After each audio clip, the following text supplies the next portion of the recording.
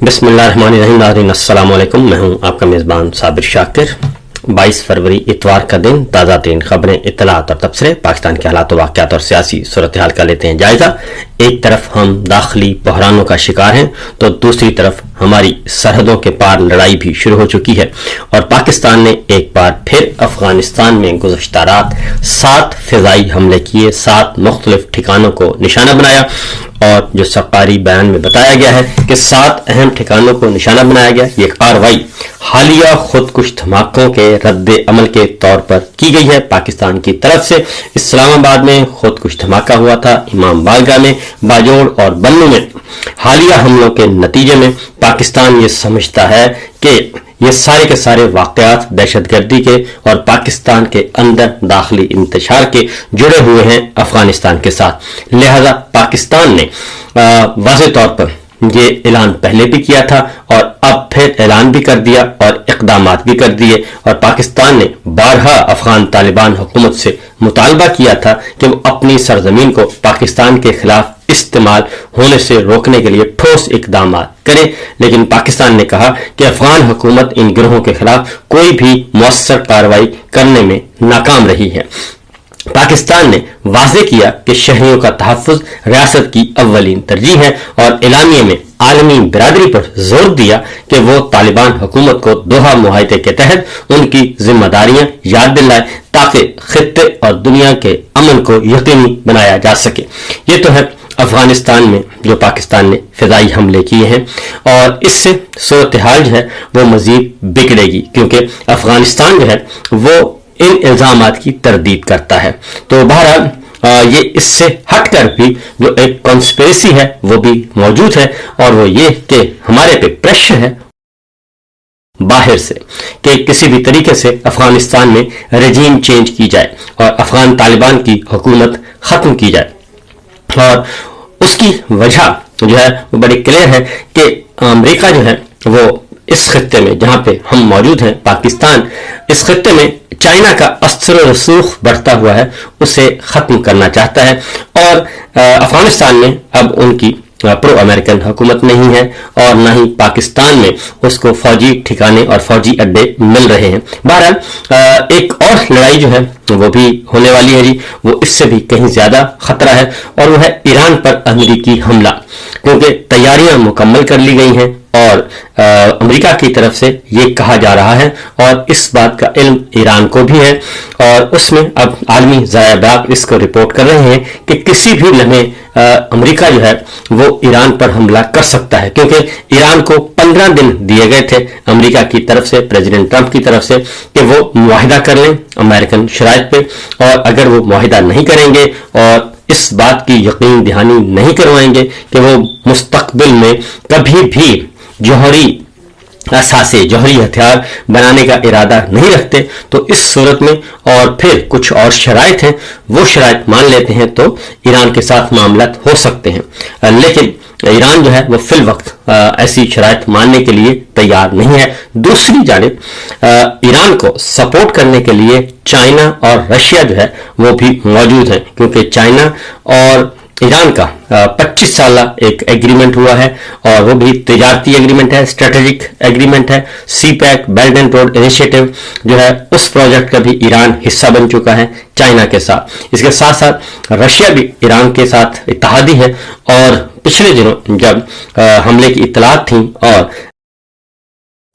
Iran के रूहानी पेशवा को निशाना बनाया जाना मकसद था, तो उस वक्त भी इत्तला थी कि ईरान के रूहानी पेशवा जो है वो रूस जा चुके हैं। जबकि दूसरी जानिब में आलमी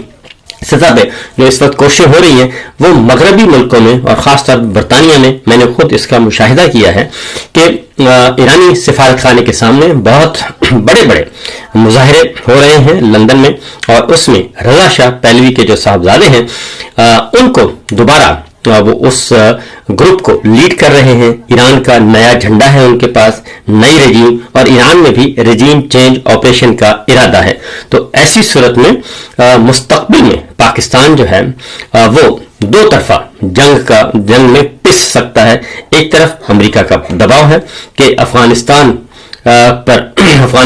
रजीम चेंज किया जाए और दूसरी जानिब ईरान में भी रिजीम चेंज ऑपरेशन पाकिस्तान में ऑलरेडी अप्रैल 2022 में किया जा चुका है। साइफर उसका गवाह है कि रिजीम चेंज ऑपरेशन किया गया। तो आने वाले दिनों में मामलात कोई इतने सादा नहीं है। पाकिस्तान की सरहदें जो है वो काफी गैर महफूज हो चुकी हैं। तो उसकी एक वजह यह भी है कि हमारे जो अस्करी हुक्काम हैं, जनाब जनरल साहब जो हैं, आसिम साहब, वो इस वक्त बहुत ज्यादा वेस्ट ब्लॉक में चले गए हैं, वाशिंगटन के साथ जुड़ चुके हैं और जो रीजनल ब्लॉक बनने जा रहा था उससे काफी दूर हो चुके हैं, कोसों दूर हो चुके हैं। लिहाजा बोर्ड ऑफ नेतन जो ज्वाइन किया है,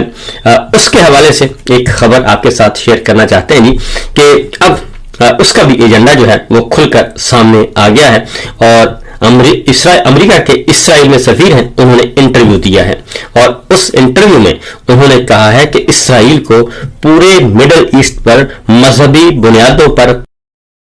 कब्जा करने का हक हासिल है। और अगर हम इसको सादा लफ्जों में बयान करें तो यह है ग्रेटर इस्राइल का ख्वाब जो बहुत अरसे से चला आ रहा है। अब जो बोर्ड ऑफ पीस है, जिसे उर्फ़े आम में बोर्ड ऑफ पीस कहा जाता है, बेसिकली वो बोर्ड ऑफ नेतन है, उसका अभी हालिया इजलास हुआ है वाशिंगटन में और जिसमें हमारे अर्दली सरकार ने सैल्यूट मारते हुए दिखाया गया है। उनको प्रेसिडेंट ट्रंप को सैल्यूट मारते रहे हैं और बड़ी तारीफें की गई शहबाज शरीफ की भी और फील्ड मार्शल की भी सदर ट्रंप ने, और उन फिर तारीफों को पाकिस्तान के मीडिया में बहुत ज्यादा बढ़ा चढ़ाकर पेश किया गया कि जबरदस्त हो गया जी। अब तो पाकिस्तान में हमारी अस्करी क़यादत का और हमारे अर्दली सरकार का किला बहुत मजबूत है, वाशिंगटन उसके साथ खड़ा है और प्रेसिडेंट ट्रंप उनकी तारीफें करते हैं। लेकिन हम पहले भी कहते थे कि ये सब कुछ बंद कमरे में नहीं होना चाहिए। जो कुछ हो रहा है इसको ओपन करें, पार्लियामेंट में लेकर आए, काबीना में लेके आए, नेशनल सिक्योरिटी कमेटी में लेके आए, तमाम स्टेक होल्डर्स मीडिया के लिए इस सब्जेक्ट को ओपन करें, इस पे बहस आम हो और तमाम स्टेक होल्डर्स, सोसाइटी के तमाम सेगमेंट इसमें अपना राय दें और उसके बाद ये पॉलिसी में शिफ्ट लाया जाए। क्योंकि तकरीबन 78 साल से 78 जब से पाकिस्तान हमारे वजूद में आया तब से पाकिस्तान की एक ही पॉलिसी है टुवर्ड्स फलस्तीन, टुवर्ड्स इसराइल। उस पॉलिसी को अगर आपने तब्दील करना है तो वो बंद कमरों में बैठकर तब्दील नहीं कर सकते, क्योंकि ऐसे कोई भी फैसले, ऐसे कोई भी इक़दामात जो हैं वो यकतरफा होंगे और उनको अवाम में और ख़ास में पजीराई नहीं मिलेगी।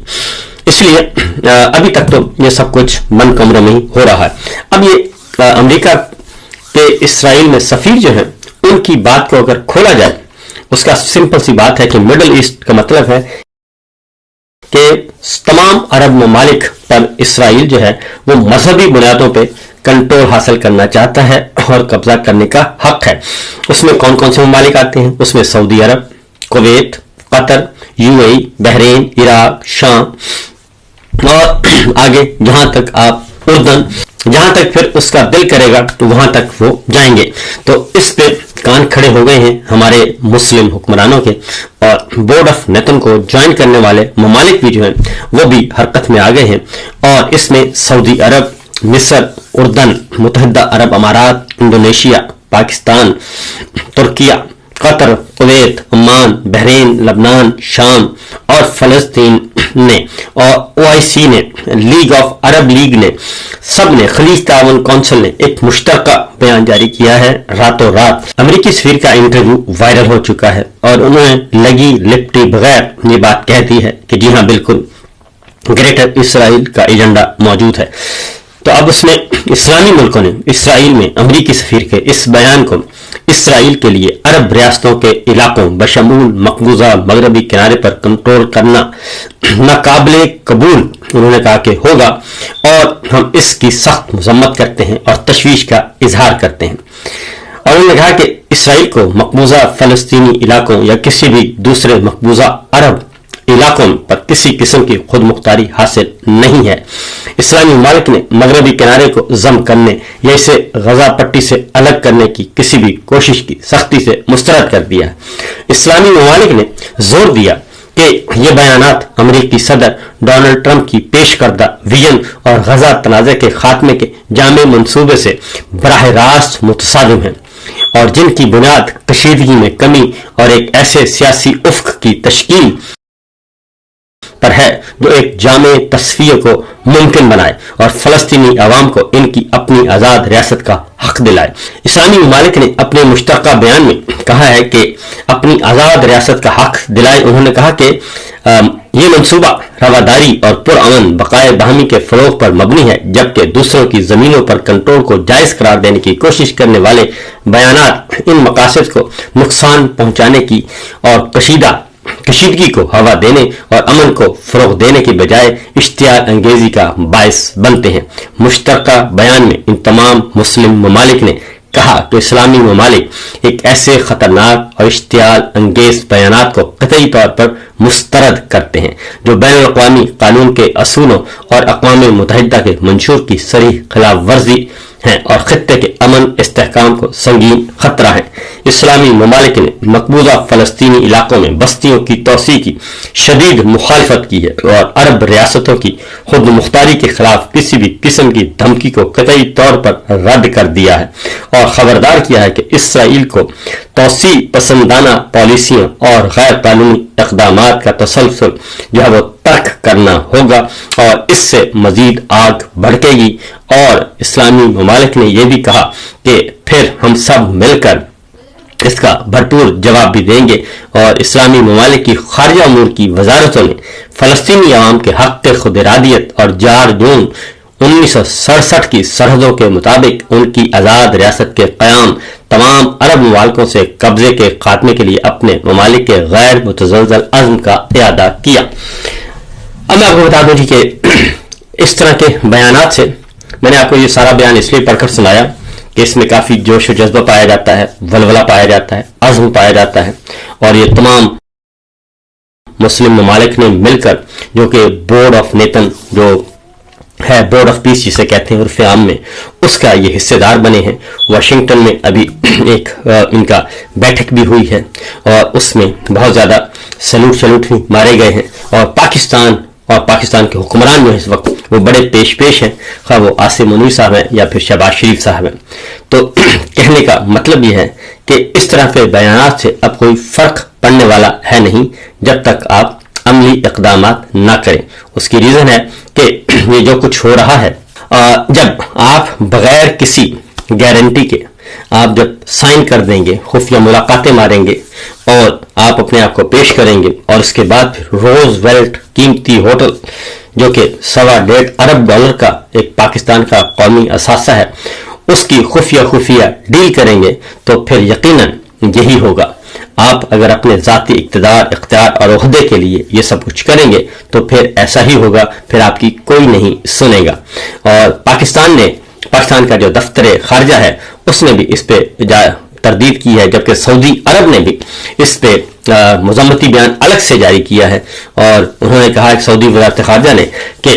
مذکورہ بیان عالمی قوانین اور اقوام متحدہ کے چارٹر کی صریح خلاف ورزی ہے اور اس سے خطے کے امن و استحکام کو خطرات لاحق ہو سکتے ہیں۔ جبکہ